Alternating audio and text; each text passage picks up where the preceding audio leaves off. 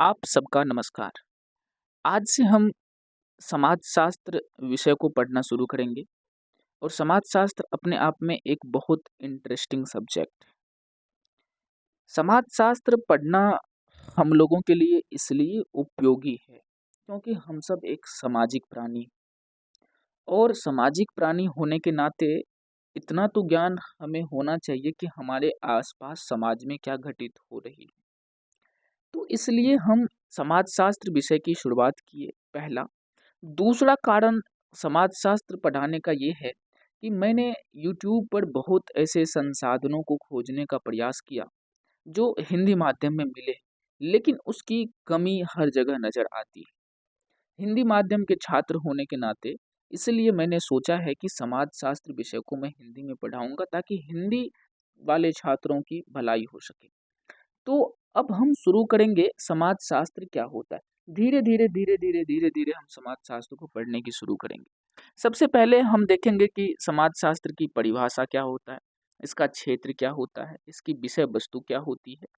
उसके बाद हम देखेंगे समाजशास्त्र की प्रकृति एवं महत्व को।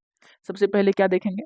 सबसे पहले जो है हम देखेंगे कि समाजशास्त्र समाजशास्त्र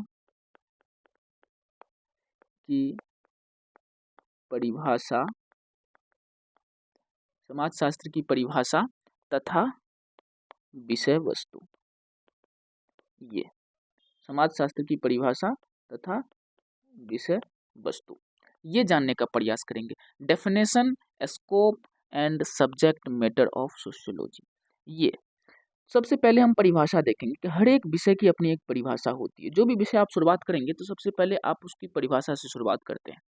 जब उसकी परिभाषा हमें पता चल जाती है तब हम ये फाइंड करने की कोशिश करते हैं ये जो समाजशास्त्र एक विषय है इसके अंदर हम क्या क्या पढ़ेंगे, इसके अंदर हम पढ़ने क्या वाले हैं। हर विषय एक निश्चित सीमा तक एक निश्चित विषय वस्तु का अध्ययन करता है। उसके बाद हम दूसरे नंबर पे पढ़ेंगे समाजशास्त्र की समाजशास्त्र की प्रकृति समाजशास्त्र की प्रकृति एवं महत्व को समाजशास्त्र की प्रकृति एवं महत्व को nature and importance of sociology. Importance देखने की कोशिश करेंगे और प्रकृति देखने की कोशिश करेंगे। अब प्रकृति क्या होता है? जैसे कि हर एक वस्तुओं की अपनी प्रकृति होती है। चांद की अपनी प्रकृति है रोशनी देना, सूर्य की अपनी प्रकृति है उष्मा देना। उसी प्रकार से हर एक विषय की अपनी एक प्रकृति है। वे किस तरीके के विषय हैं, वो साइंस है, वो विज्ञान है या कला है, वे नैतिक विज्ञान है या वास्तविक विज्ञान है। विज्ञान भी है तो कौन सा विज्ञान है, हम ये देखने की कोशिश करेंगे प्रकृति के अंदर। उसके बाद हम इम्पोर्टेंस में देखने की कोशिश करेंगे ये जो हम विषय पढ़ रहे हैं समाजशास्त्र, इसका क्या इम्पोर्टेंस है। हालांकि समाजशास्त्र विषय हमारे समाजों का अध्ययन करता है जिसके कारण इसकी महत्व बहुत ज़्यादा बढ़ जाता है। इसकी महत्व को देखेंगे कि समाजशास्त्र विषय जो है हमारे लिए कितना उपयोगी है। इस विषय को हम क्यों पढ़ें, क्यों हमारे लिए ये जरूरी है, क्यों ये विषय हर यूनिवर्सिटी, हर शिक्षण संस्थान, हर उच्च स्तरीय विश्वविद्यालय में पढ़ाया जाता है, ये देखने की कोशिश करेंगे। उसके बाद मोस्ट इम्पोर्टेंट हम पढ़ने वाले हैं समाजशास्त्र का उद्भव एवं विकास को समाजशास्त्र का उद्भव एवं विकास को origin and development of sociology. Origin यानी कि उद्भव पढ़ेंगे, कहाँ से ये उत्पत्ति ली है और कैसे ये उत्पत्ति हुई है। जैसे गंगा नदी निकलती है गंगोत्री से, यमुना निकलती है यमुनोत्री से। हर वस्तु का, हर चीज का एक अनंत अंत पॉइंट होता है, वो कहाँ से आ रही है, शुरुआती पॉइंट होता है, शुरुआत और अंत होता है। तो हर एक वस्तु, जैसे कि एक पौधे का उद्भव कहाँ से हुआ है, एक बीज से, उसी प्रकार से ये समाज शास्त्र का हम उद्भव देखेंगे कि ये कैसे हुआ और ये एक विषय के रूप में कैसे प्रतिस्थापित हुआ, एक इसका विकास, इसका क्रमबद्ध विकास हुआ है। उसके बाद हम जो है की कॉन्सेप्ट पढ़ेंगे। उसके बाद सोशियोलॉजी में हम की कॉन्सेप्ट को पढ़ेंगे। की कॉन्सेप्ट में क्या सब पढ़ेंगे? सोसाइटी को पढ़ेंगे, एसोसिएशन को पढ़ेंगे, उसके बाद इंस्टीट्यूशन को पढ़ेंगे, फैमिली सिस्टम पढ़ेंगे, कास्ट सिस्टम पढ़ेंगे, ये सब परिवार, विवाह, नातेदारी, जाति व्यवस्था, समाज, समिति, संस्था, ये सब हम पढ़ने वाले हैं। तो एक-एक करके हम इन विषयों पर चर्चा करेंगे। लेकिन आज की जो शुरुआत है, वे हम समाजशास्त्र की परिभाषा, क्षेत्र और उसकी विषय वस्तु से करेंगे। हालाँकि ये वीडियो बहुत छोटी होगी और धीरे-धीरे करके आप तक हम पहुँचाने की कोशिश करेंगे जो मैंने विषय वस्तु यहाँ पे लिखी है। तो अब हम शुरू करने वाले हैं कि समाजशास्त्र का अर्थ क्या होता है। सबसे पहले हम एक बात जान लें कि ये समाजशास्त्र कहने के लिए तो एक नवीन विषय है, लेकिन सदा से मानव समाज के बारे में चिंतन करते हुए आया है। सदा से समाज के बारे में सोचा है, लेकिन एक विषय के रूप में इसको प्रतिष्ठा जो है बहुत नवीन विषय के रूप में 19वीं सदी में हुई है। इसको 150 साल पुराना हमारा यह विषय है। तो अब हम देखते हैं कि ये समाजशास्त्र का अर्थ क्या होता है। क्या है समाजशास्त्र का अर्थ? हम जानने की कोशिश करेंगे। Meaning of sociology. अर्थ मतलब क्या होता है? अर्थ मतलब ये होता है कि ये जो समाजशास्त्र विषय है, इसका मतलब क्या है? ये जो नाम है, इस नाम के पीछे क्या है? इस नाम के पीछे क्या छुपा है? उसको हम अर्थ बोलते हैं। तो समाजशास्त्र जो है, इसको आप 2 तरीके से देख सकते हैं। सबसे पहला तो ये कि इसको 2 अर्थों में तोड़ने की हम कोशिश करेंगे। समाजशास्त्र का अगर हम संधि विच्छेद करते हैं, अंग्रेजी में इस सोशियोलॉजी को अगर हम अंग्रेजी में स्प्लिट करते हैं, इसको तोड़ते हैं, तो 2 वर्ड बनता है। एक सोशियस, दूसरा लोगस। एक सोशियस, दूसरा लोगस। ये सोशियस लैटिन वर्ड है और लोगस यह ग्रीक वर्ड है। आप यहीं से देख लीजिए, ये भाषा जो है समाजशास्त्र दो भाषाओं के समूह से लिया गया है। एक तो ये लैटिन, दूसरा ग्रीक। अब हम देखते हैं कि इस सोशियो और लोगस का अर्थ क्या होता है। सोशियस का अर्थ होता है समाज,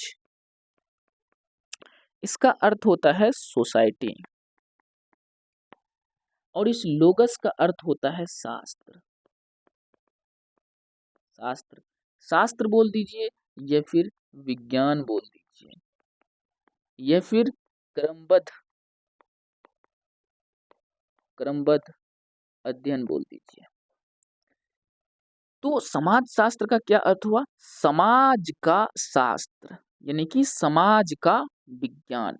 ये समाजशास्त्र का अर्थ हुआ कि समाज का जो विज्ञान है उसी को हम समाजशास्त्र कहते हैं। ये शब्द से ही क्लियर है। समाजशास्त्र मतलब समाज का विज्ञान, समाज का विज्ञान, इसको हम समाजशास्त्र कहते हैं। और हम आगे और देखेंगे, इसकी डिफिनेशन को देखेंगे। ये तो मैंने अर्थ बताया कि समाजशास्त्र का अर्थ क्या होता है, समाज प्लस शास्त्र, समाज का विज्ञान। अब हम विज्ञान को भी देखेंगे, विज्ञान क्या होता है आगे देखते हैं। और ये थोड़ा 2 बातें हैं, इनको जान लेना चाहिए हमें।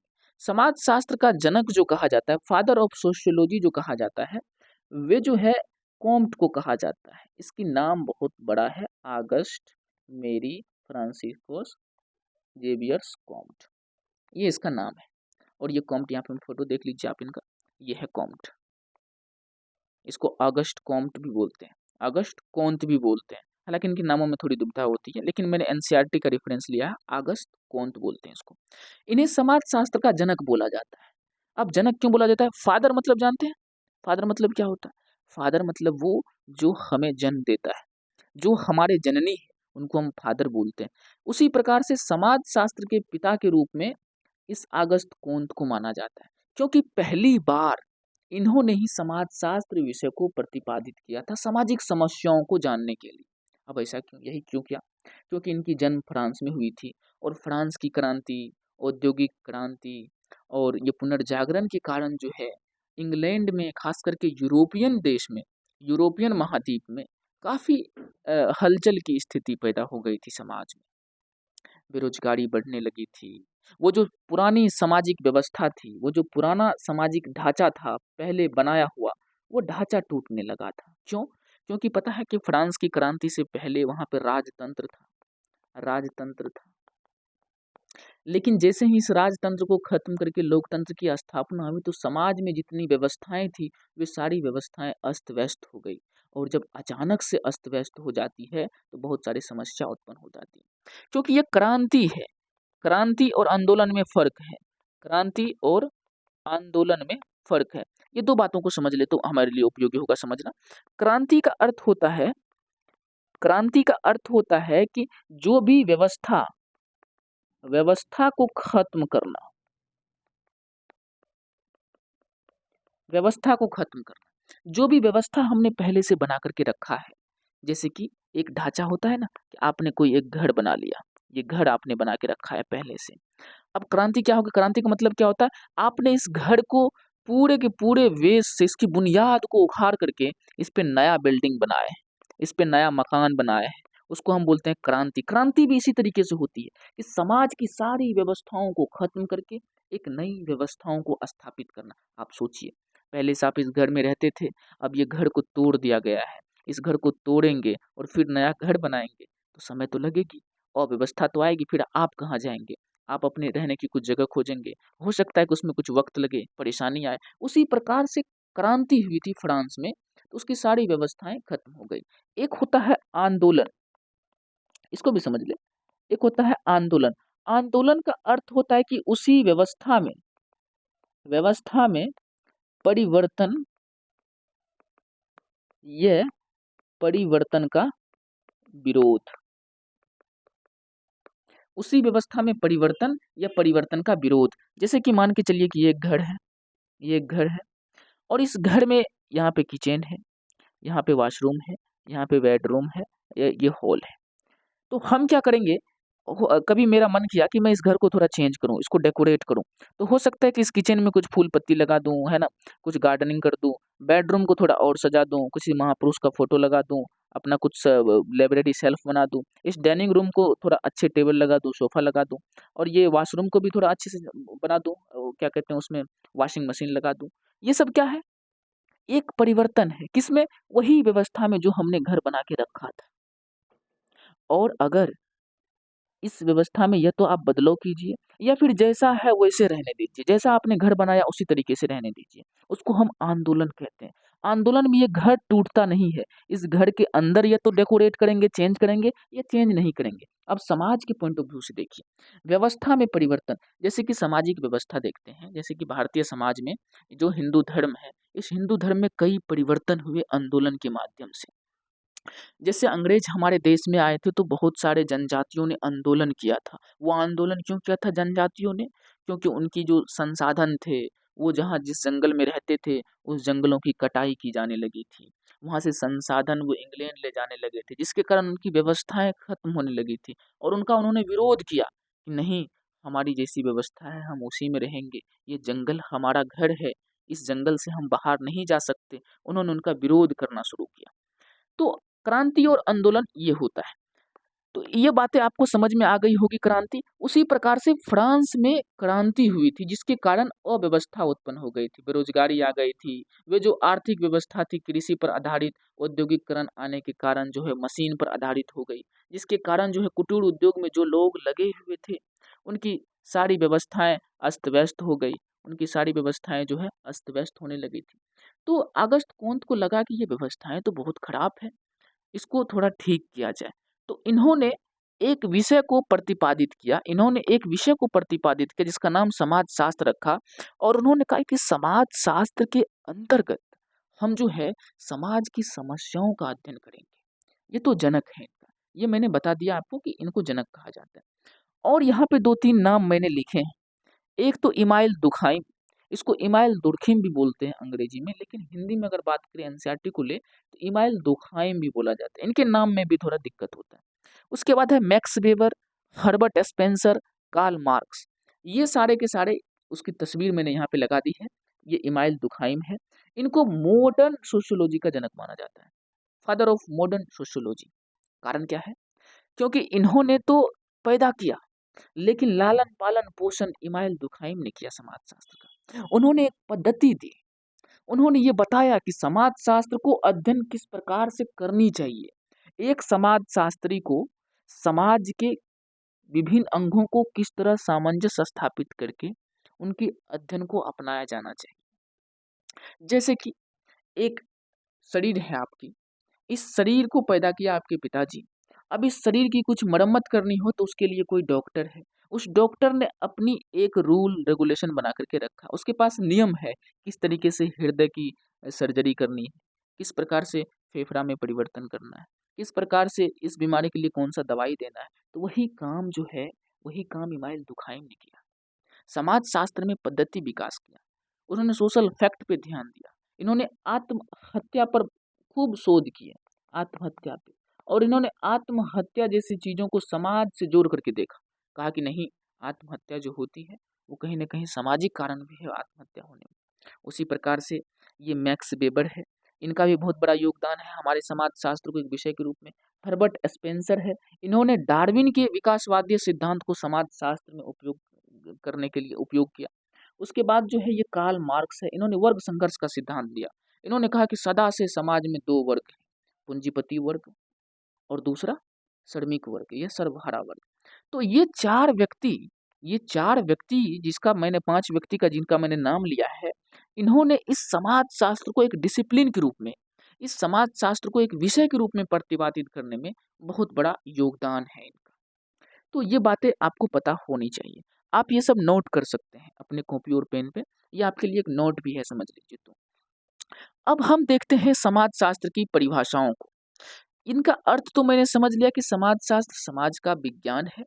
अब हम देखेंगे कि समाज शास्त्र का डेफिनेशन ऑफ सोशियोलॉजी, समाज शास्त्र की परिभाषा। देखिए, समाज शास्त्र समाज का अध्ययन करता है। ये समाज समाज का अध्ययन करता है और ये समाज बना है मनुष्य से। ये समाज बना है मनुष्य से, हालांकि जानवर भी रहते हैं, लेकिन मुख्यतः मनुष्य का अध्ययन समाज शास्त्र में किया जाता है। तो ये मनुष्य का अध्ययन इस समाज शास्त्र में किया जाता है। और समाज शास्त्र की परिभाषा अगर पैदा करना हो, परिभाषा अगर निर्मित करना हो, तो थोड़ी दुविधा होती। कारण सिर्फ ये है क्योंकि मनुष्य सदा जो है, ये रुचि के अनुसार, ये अपनी टेस्ट एंड प्रिफरेंस के अनुसार ये अपनी व्यवहार को बदल लेता है। मानव का ऐसा व्यवहार है कि वो सदा परिवर्तित होते रहता है, एक जगह स्थिर नहीं रहता, जिसके कारण जो है समाज शास्त्र थोड़ा कॉम्प्लेक्स हो जाता है। क्योंकि मानव व्यवहार को समझना है, अभी हम किसी और तरीके से व्यवहार करेंगे, हो सकता है कि हमारे आसपास की परिस्थितियां कुछ ऐसी निर्मित हो जाए जिसके कारण हमारा व्यवहार बदल जाए। हो सकता है, जरा देखिए, जरा सोचिए, जब आप सड़क पे चलते हैं अकेले, तो आप एक अलग तरीके के इंसान होते हैं। जैसे ही आपको पता चले कि इस गली से कोई व्यक्ति आ गया, यहाँ खड़े हो गया और आप यहाँ पे चल रहे हैं, तो दूसरे तरह के व्यक्ति हो जाते हैं। इसके व्यवहार ने आप पर इफेक्ट पैदा कर दिया। ये व्यक्ति सामने कुछ किया नहीं, बल्कि आप पर एक मानसिक तनाव पैदा कर दिया। आपकी शारीरिक हाव भाव व्यवहार तुरंत बदल जाएगा। दूसरा उदाहरण, आप अगर कमरे में बैठे हैं आप अगर कमरे में बैठे हैं, आपके कमरे में 8 लोग आए और कुछ आपसे कहे ना, बल्कि बैठ जाएँ यहाँ पे, बल्कि मुँह बंद करके शांत होकर के बैठ जाएँ, तो आपका व्यवहार परिवर्तित हो जाएगा। पहले जैसे आप अकेले में व्यवहार करते थे, वैसे अब 8 व्यक्ति के साथ व्यवहार नहीं करेंगे। भले हालाँकि वो आपसे बात नहीं कर रहा है, केवल शांत बैठा हुआ है, लेकिन फिर भी आप परिवर्तित हो गए। आपकी व्यवहार बदल गया, आपकी सोचने का तरीका बदल गया, आपकी जो मेंटल स्टेट था, वो जो मनोदशा थी, वो भी बदल गई। तो कहीं न कहीं समाजशास्त्र मानवों का अध्ययन करता है, समाजशास्त्र मानव समाज का अध्ययन करता है, जिसके कारण ये थोड़ा कॉम्प्लेक्स हो जाता है। और इसीलिए समाजशास्त्र की परिभाषा में बहुत सारे समाजशास्त्रियों ने अलग-अलग ढंग से परिभाषा व्यक्त करने की कोशिश की है। इसमें पहला आता है समाजशास्त्र समाज का अध्ययन है। मैंने इस समाजशास्त्र को परिभाषाओं को 5 भागों में वर्गीकृत किया। ये जो है 5 भाग आपको दिखाई पड़ रहे होंगे। ये 5 भागों में मैंने वर्गीकृत करने की कोशिश की है, ताकि समाजशास्त्र की परिभाषाओं को और सरल बनाया जा सके। सबसे पहला समूह में आता है, पहला समूह की जो समाजशास्त्री हैं, वे कहते हैं कि समाजशास्त्र जो है, समाज का अध्ययन करता है। ये केवल इतना कहते हैं कि ये समाज का अध्ययन करता है। और दूसरे भाग में वो समाजशास्त्री आते हैं जो कहते हैं कि समाजशास्त्र सामाजिक संबंध का अध्ययन करता है। हालांकि देखेंगे आगे ये सारी परिभाषाओं को हम एक एक करके देखेंगे कि हर एक समाजशास्त्रियों का क्या मत है। ये कहते हैं सामाजिक संबंध का अध्ययन करते हैं। और तीसरे समूह में आता है समाजशास्त्र सामाजिक समूहों का अध्ययन करता है। ये भी देखेंगे, ये बोलता है कि सामाजिक समूह का अध्ययन करते हैं, हम सामाजिक संबंध का अध्ययन नहीं करते, सामाजिक समूह का अध्ययन करेंगे। और चौथे समूह में आता है कि समाजशास्त्र अंतः क्रियाओं का अध्ययन है। ये नहीं कहता कि समाज का अध्ययन है, ये सामाजिक संबंधों को भी मान्यता नहीं देती, सामाजिक समूहों को भी मान्यता नहीं देती, ये अंतः क्रिया पर जोर देती है। अंतः क्रिया क्या होती है? सारा एक एक करके एक एक शब्दों को तोड़ने का काम करेंगे और एक एक शब्द को स्प्लिट करके समझने का काम करेंगे। और पांचवा है समाजशास्त्र सामाजिक जीवन, घटनाओं, व्यवहार एवं कार्यों का अध्ययन करता है। सामाजिक जीवन के घटनाओं, सामाजिक जीवन का होना चाहिए वो घटना, व्यवहार, कार्यों का अध्ययन किया जाता है। ये भी देखने का कोशिश करेंगे हम। अब हम एक एक भाग पर विस्तृत चर्चा करेंगे। एक एक भाग पर जो है, ये जो भाग मैंने निर्मित की है आप इसे नोट कर ले। एक एक भाग पर अब हम विस्तृत रूप से चर्चा करने की कोशिश करते हैं। इसमें पहला भाग आता है कि समाजशास्त्र सामाजिक अध्ययन के रूप में। इसमें ओडम, वार्ड, जिशबर्ट, गिडिंग्स ये सभी समाजशास्त्री हैं जो यह मानते हैं कि समाजशास्त्र जो है सामाजिक अध्ययन के रूप में जो है वो मानते हैं। समाजशास्त्र सामाजिक अध्ययन के रूप में या फिर समाजशास्त्र समाज के अध्ययन के रूप में, ये दोनों बातें। समाज के अध्ययन के रूप में, समाज के अध्ययन के रूप में। अब हम एक एक करके देखने की कोशिश करेंगे। ये समाज क्या है मैंने आपको बता दिया, ये समाज क्या है, पहले समाज को समझ लें। समाज क्या होता है? ये समाज जो है हम व्यक्तियों का समूह है। ये मान के चलिए कि ये एक समाज है, ये एक समाज है। इसमें एक व्यक्ति रहते हैं, फिर दूसरा व्यक्ति रहते हैं, तीसरा व्यक्ति रहते हैं, और ये व्यक्ति रहते हैं, ये व्यक्ति रहते हैं, ये अलग अलग प्रकार के व्यक्ति यहाँ रहते हैं। एक इंडिविजुअल्स व्यक्ति, इंडिविजुअल्स व्यक्ति जो है मिल करके क्या करते हैं? इंडिविजुअल्स व्यक्ति मिल करके एक परिवार का निर्माण करते हैं, एक परिवार का निर्माण करते हैं। और हम सब एक परिवार का सदस्य होते हैं। एक परिवार, दूसरा परिवार, तीसरा परिवार, चौथा परिवार, इसी प्रकार से पूरा का पूरा वर्ल्ड जो है एक परिवार है। पूरा का पूरा वर्ल्ड जो है एक परिवार है। अगर मैं छोटा सा एक मैप बनाने की कोशिश कर दूं और उस मैप के माध्यम से अगर आपको मैं दर्शाने की कोशिश कर दूं तो जरा देख लीजिए। हालांकि मैप थोड़ा गंदा बनेगा लेकिन फिर भी कोई बात नहीं। ये एक मैप है, ये एक मैप है, ये पूरा का पूरा वर्ल्ड मैप है। ये वर्ल्ड मैप है। तो अब हम इसके माध्यम से समझते हैं समाज क्या होता है। देखिए, अमेरिका में भी परिवार होगा, दक्षिणी अमेरिका में भी परिवार होगा, अमेरिका में भी परिवार होगा, इस यूरोपियन कंट्री में भी परिवार होगा, ये हमारा एशिया है, एशिया में भी परिवार होगा, और दक्षिणी अफ्रीका में भी परिवार होगा, अफ्रीका में भी परिवार होगा, ऑस्ट्रेलिया में भी परिवार होगा, और यहाँ पे जापान में भी होगा, इंडोनेशिया में भी होगा। तो ये सभी के सभी एग्रीगेट, इन सभी को मिला करके हम इसको समाज बोलते हैं। समाज और एक समाज में फर्क है। समाज मतलब टोटल, यानी कि संपूर्ण विश्व एक समाज है। कारण क्या है? संपूर्ण विश्व में मानव है और वो मानव जो है परिवार का सदस्य है और उसी परिवार से हमारा समाज बना है। एग्रीगेट है, ये एग्रीगेट यूनिट है, एकता है, एक है, संयुक्त है।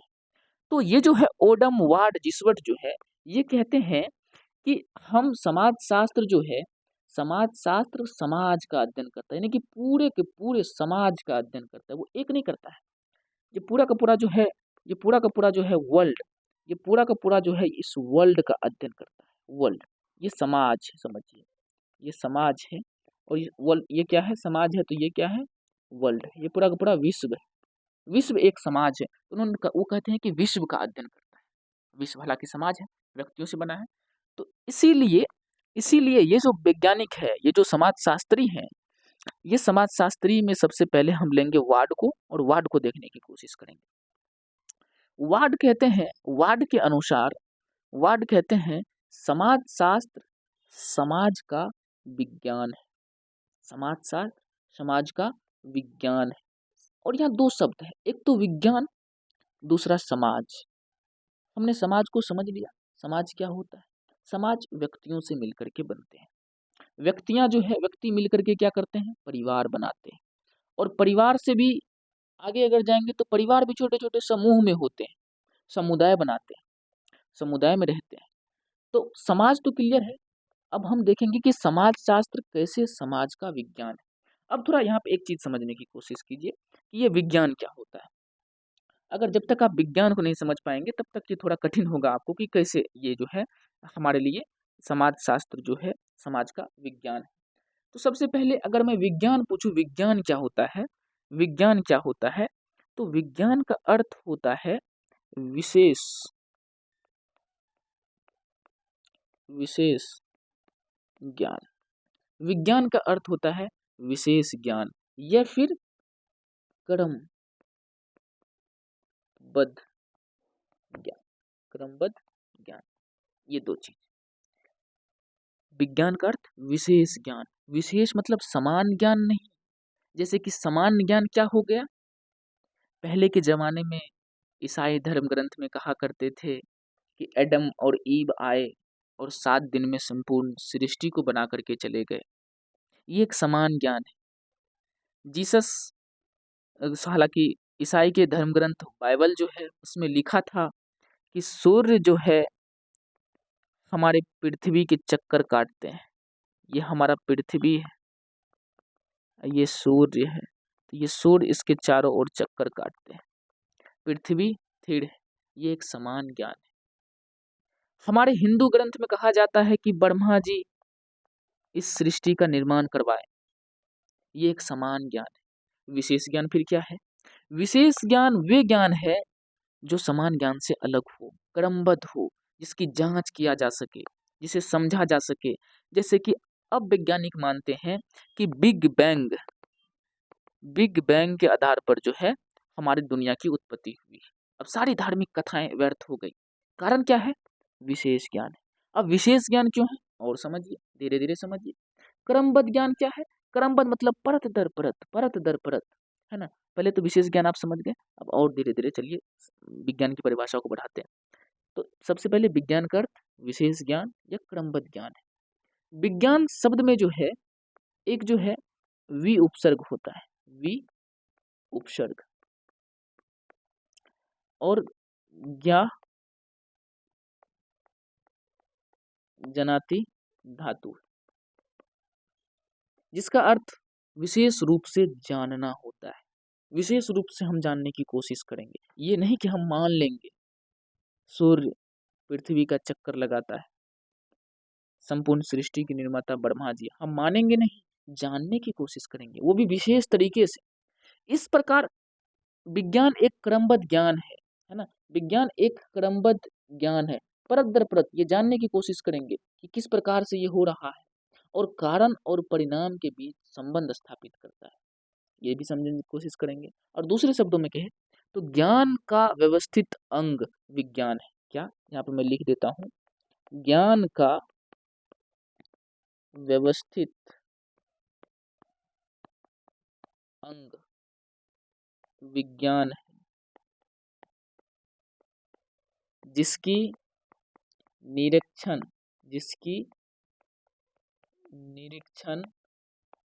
और प्रयोगिकीकरण द्वारा जांच की जा सके। क्या है? ज्ञान का वह व्यवस्थित, ये क्या है, मैंने क्या लिखा है, ज्ञान का व्यवस्थित अंग विज्ञान, ज्ञान का, नॉलेज का, हमें पता होना चाहिए, विश्वास का नहीं, ज्ञान का, जिसकी निरीक्षण और प्रयोगिकीकरण, निरीक्षण मतलब आप भी जान सकते हैं उसको, आप भी देख सकते हैं उसको, आप भी जांच करते हैं उसको। प्रयोगिकीकरण, प्रयोगिकीकरण मतलब आप लेबोरेटरी में जाकर के जांच भी कर सकते हैं, द्वारा जांच की जा सके, वही विज्ञान है। विज्ञान का अर्थ समझ में आया? विज्ञान क्या है? विज्ञान किसी भी वस्तु की वास्तविकता जानने की कोशिश करता है।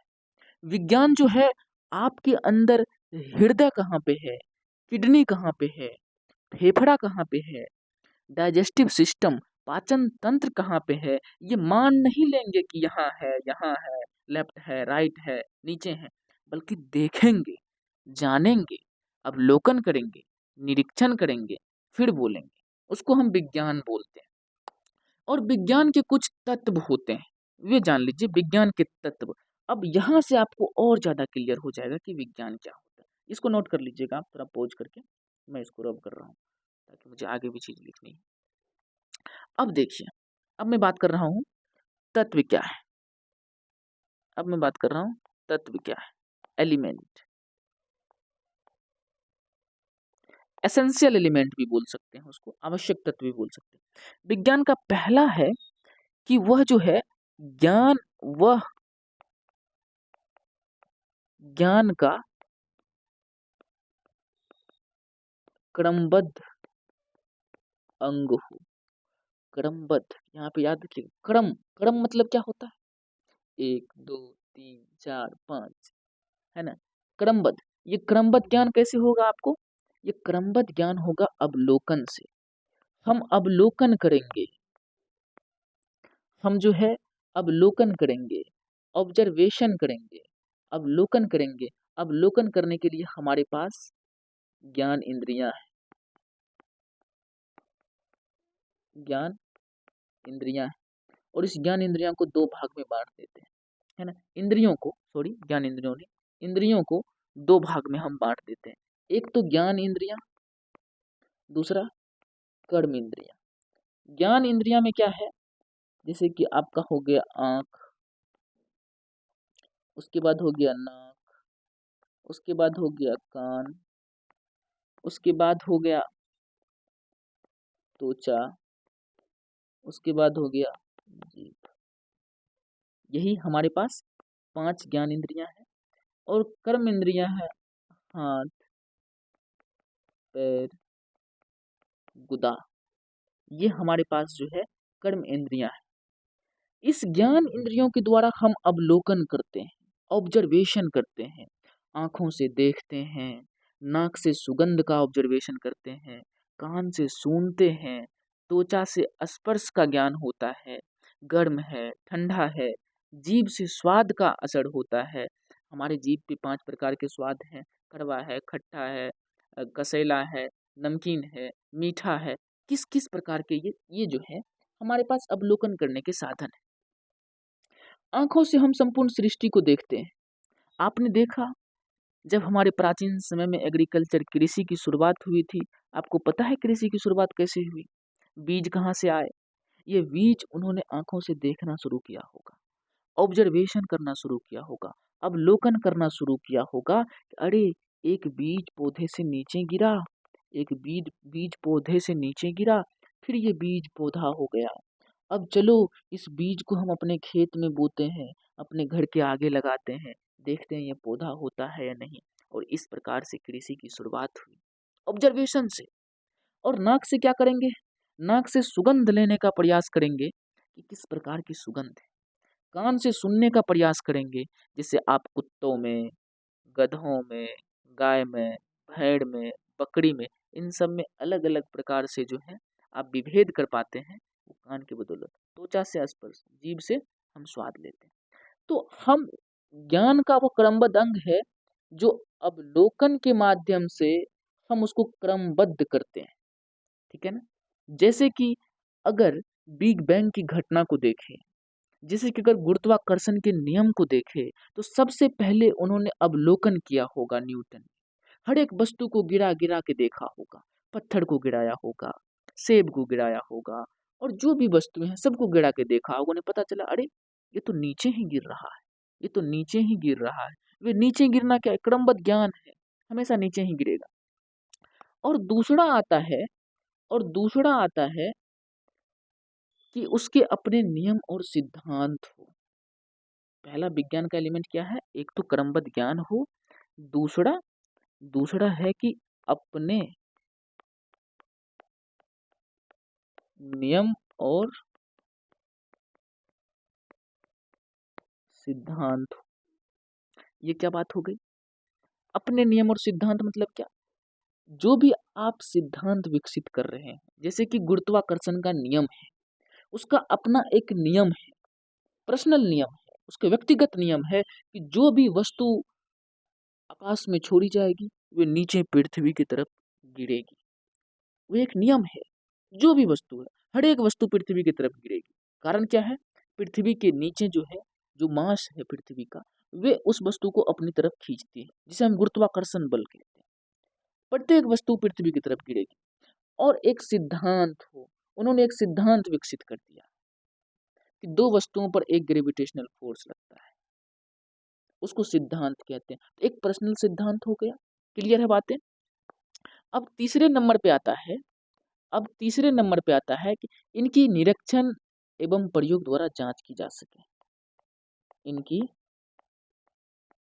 निरीक्षण एवं प्रयोग द्वारा जांच की जा सके। ये क्या बात हुई? ये क्या बात हुई? इसको भी जानेंगे। क्या है? इनकी निरीक्षण, निरीक्षण एवं प्रयोग। निरीक्षण मतलब देखेंगे कि नीचे गिर रहा है, ठीक है, ये तो मान लिए। अब हम प्रयोग करेंगे, प्रयोगशाला में जाकर के हर एक वस्तुओं को बार बार गिराएंगे, नीचे गिराएंगे, देखेंगे क्या फिर से गिर रहा है या नहीं गिर रहा है। अब कागज को गिराएंगे, रुई को गिराएंगे, देखेंगे हर वस्तु नीचे गिर रही है, जिसकी जांच की जा सके, बार बार जांच की जा सके। आपने जो सिद्धांत दिया है, आपने जो ये सिद्धांत विकसित की है, आपने जो ये नियम दिया है, इस नियम की जांच कर सके हम प्रयोग और निरीक्षण के द्वारा। ये तीसरा तत्व है। चौथा तत्व क्या है? चौथा तत्व है विज्ञान के नियम या सिद्धांत कारण एवं परिणाम के बीच संबंध को बतलाते हो। कारण एवं परिणाम के बीच संबंध हो, संबंध हो। कारण और परिणाम, अब ये देखने की कोशिश करेंगे कारण और परिणाम क्या है। जैसे कोई भी वस्तु हो, कोई भी वस्तु अगर ऊपर से नीचे गिराएंगे, ऊपर से नीचे गिराएंगे तो वो नीचे गिरेगी, नीचे गिरेगी। कारण क्या है नीचे गिरना? नीचे गिरना परिणाम, परिणाम है। और अगर कारण देखने की कोशिश किया जाए, कारण क्या है? कारण है गुरुत्वाकर्षण, गुरुत्वाकर्षण बल, गुरुत्वाकर्षण बल। हर एक वस्तु नीचे गिरेगी, कारण गुरुत्वाकर्षण बल। अब कारण और परिणाम के बीच में संबंध का मतलब क्या हो गया? जो भी वस्तु नीचे गिर रही है, इसका मतलब है गुरुत्वाकर्षण बल है। जहां भी गुरुत्वाकर्षण बल है, वे वस्तु नीचे गिरेगी। दोनों चीज में देख ली संबंध है कि नहीं है? नहीं समझ में आया, फिर से समझिए। कारण और परिणाम का मतलब, जैसे मैंने ग्रेविटेशनल फोर्स का लिया, परिणाम क्या है?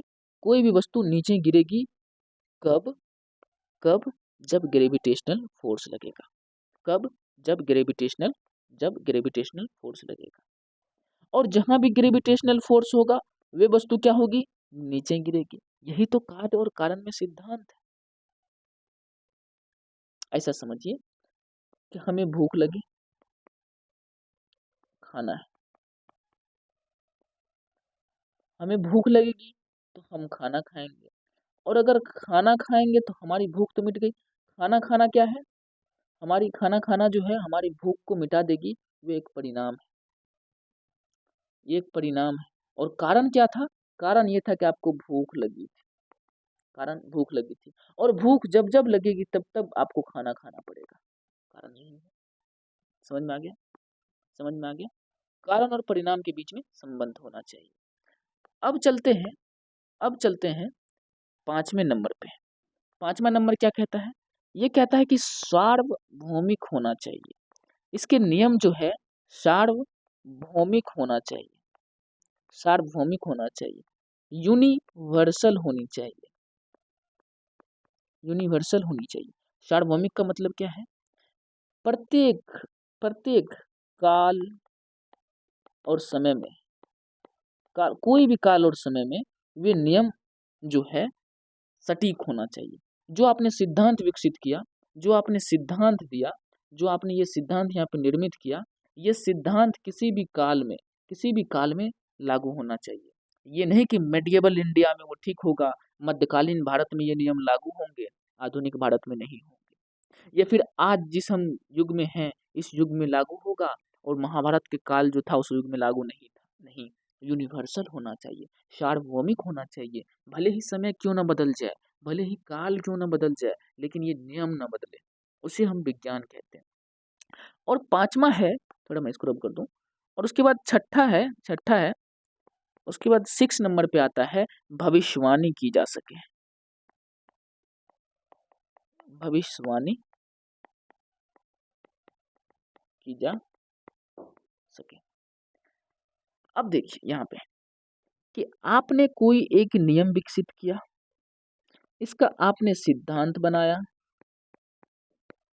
इसके आपने नियम दिए, इनकी आपने जांच की, जांच किस आधार पे? कार्य कारण परिणाम के आधार पर। तो अब आप भविष्यवाणी भी कर सकते हैं। क्यों कर सकते हैं? क्योंकि अब आपको पता चल गया है कि पंखा तभी चलेगी जब हम स्विच ऑन करेंगे। स्विच ऑन करेंगे तो ये फैन जो है चलेगी, और जब ऑफ करेंगे तो ये फैन बंद हो जाएगी। और अगर फैन चल रहा है तो हम इस आधार पर भी अनुमान लगा सकते हैं कि स्विच ऑन है, और अगर ये पंखा नहीं चल रही है तो इस आधार पर भी हम अनुमान लगा सकते हैं कि फैन ऑफ है, स्विच ऑफ है। तो जब भी कोई नियम सिद्धांत विकसित होता है तो उसे कार्य और कारण परिणाम का संबंध तो उसके साथ होता ही है, जिसके आधार पर वो भविष्यवाणी भी कर देता है। अब जैसे कि अब देखिए, हम ये भविष्यवाणी कर सकते हैं ना कि पंखा नहीं चलेगी जब तक स्विच ऑफ होगा। नहीं चल सकती, कभी नहीं चलेगा, ये भविष्यवाणी है, और ये भविष्यवाणी सटीक है। सही बात है, जब तक स्विच ऑफ रहेगा तब तक पंखा कैसे चल सकता है। और ये भी भविष्यवाणी सटीक है कि जब तक पंखा चलेगी इसका मतलब है कि स्विच ऑन है। दूसरे नजरिया से देखिए, अगर स्विच ऑन है तो हम कह सकते हैं कि फैन चलेगी। हम ये कह सकते हैं कि जब स्विच ऑन होगा तो पंखा चलेगी, जरूर चलेगी, चलना ही चाहिए। और जब स्विच ऑफ होगा पंखा नहीं चलेगी। ये एक भविष्यवाणी हो गई, भविष्यवाणी है। और ये सार्वत्रिक है, और ये सार्वभौमिक है, यूनिवर्सल है, हर एक जगह ये फिट होगा। जहां भी आपको स्विच ऑन करेंगे पंखा चलेगी, जहां भी आप स्विच ऑफ करेंगे पंखा बंद होगी। यह सार्वभौमिक है। जब जब आप भविष्यवाणी कर दिए, जब आपने कार्य कारण और सिद्धांत में एक संबंध स्थापित कर दिए, तो फिर वो सार्वभौमिक हो गया, वो सार्वभौमिक हो गया। फिर इसमें कोई अलग बात नहीं है। ये तो समझ में आ गया।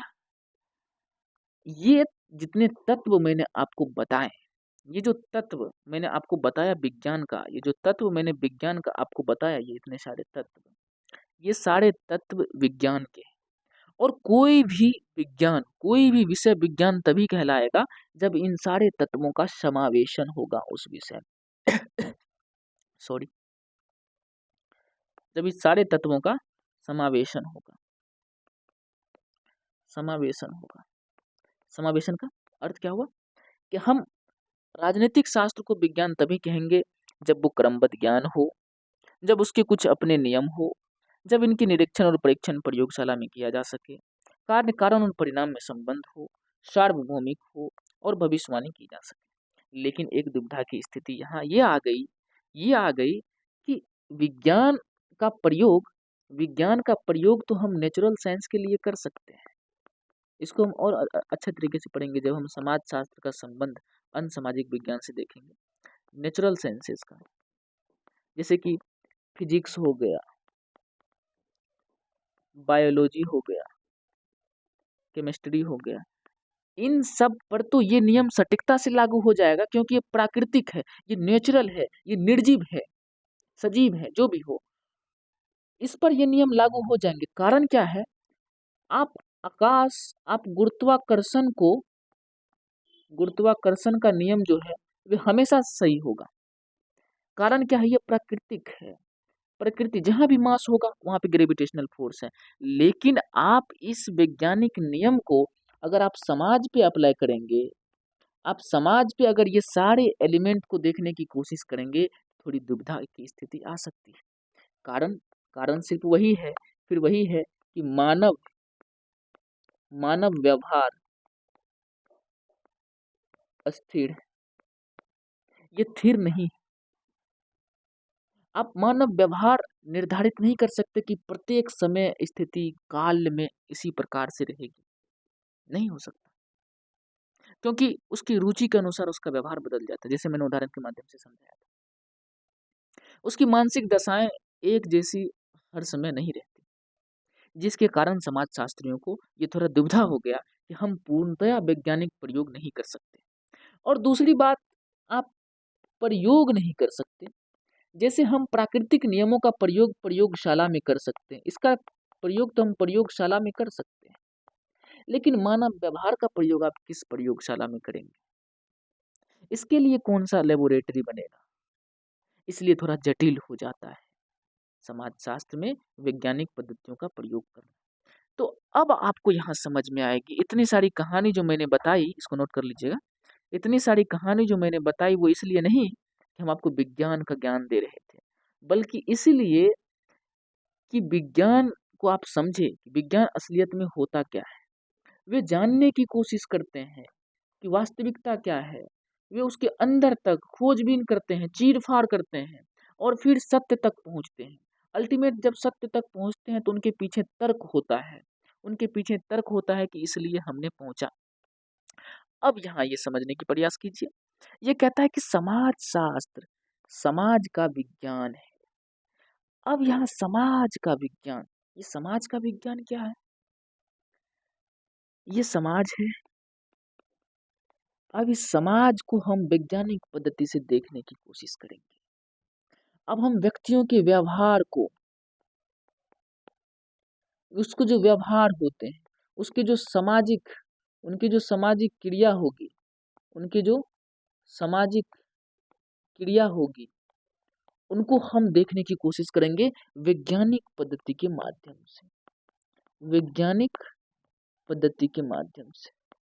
वैज्ञानिक पद्धति क्या है? वही बात, फिर वही देखेंगे, अवलोकन करेंगे, देखेंगे कि इस व्यक्ति का व्यवहार क्यों बदल रहा है। ये व्यक्ति अभी तो कुछ अलग तरीके का व्यवहार किया, फिर दूसरे तरीके का क्यों कर रहा है। आंख है हमारे पास, आंखों से हम देखेंगे उसके व्यवहार को और ये जानने का प्रयास करेंगे, कोई नियम बनाएंगे कि अच्छा, इंसान का व्यवहार इस तरह इसीलिए हो जाता है क्योंकि दूसरे व्यक्ति इसके संपर्क में आते हैं तो उनकी व्यवहार का इफेक्ट, उनकी व्यवहार का प्रभाव इस पे पड़ता है। इस तरीके से वो वैज्ञानिक पद्धति का उपयोग करेगा, फिर निरीक्षण करेगा अलग अलग समूहों में जाकर के। ये समूह एक हो गया, दूसरा समूह हो गया, तीसरा समूह हो गया, चौथा समूह हो गया। इन समूहों में व्यक्ति होंगे, इन समूहों में अलग अलग व्यक्ति होंगे। इन व्यक्तियों पर जाकर के देखेगा, एक समूह में अगर वो नियम फिट हो जाए, एक समूह में नियम फिट हो गया, दूसरे समूह में जाकर के देखेगा वहाँ क्या यही स्थिति है, यही व्यवहार लागू होता है। फिर तीसरी स्थिति पे आएगा, फिर चौथी स्थिति पे आएगा।